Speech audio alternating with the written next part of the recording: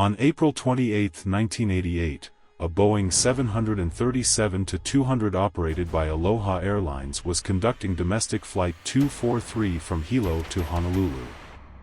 On board were 89 passengers.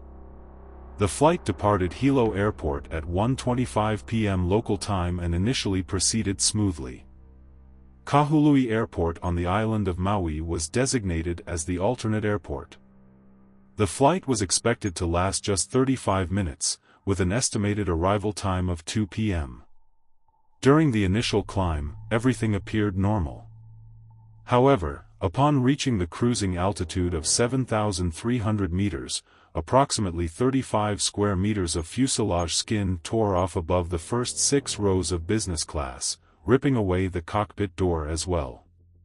Passengers in this section of the cabin were exposed to open air, with wind speeds of around 500 km per hour and temperatures as low as -45 degrees Celsius. The captain immediately took control and initiated an emergency descent at a rate of approximately 21 meters per second. After reaching a safer altitude of 3,000 meters, the aircraft reduced its speed to 390 km per hour and began a turn toward Kahului Airport. During the final approach, the nose gear indicator light failed to illuminate, prompting the crew to execute a go-around. In reality, the nose gear had deployed, but the indicator malfunctioned. Airport personnel visually confirmed that the landing gear was extended and relayed the information to the crew.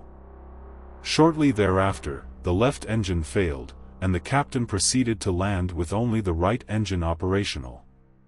Due to damage to part of the wing, the crew feared the aircraft might break apart upon landing. Despite these challenges, Flight 243 successfully landed at Kahului Airport and came to a stop using brakes and reverse thrust from the right engine. There were 95 people on board. Senior flight attendant Clarabelle Lansing was the sole fatality, having been ejected from the aircraft and the fuselage ruptured. Her body was never recovered. 63 passengers and 2 flight attendants sustained injuries of varying severity. Causes of the accident. The National Transportation Safety Board, NTSB, conducted an investigation and published its final report on April 14, 1989. According to the findings, the primary causes of the accident were corrosion of the metal caused by exposure to the marine climate, poor quality epoxy bonding of fuselage components, fatigue of rivets due to frequent takeoff and landing cycles. At the time of the accident, the aircraft had been in service for 19 years, completing 89,680 takeoff and landing cycles and logging 35,490 flight hours. It was primarily used on short routes between airports in the Hawaiian Islands.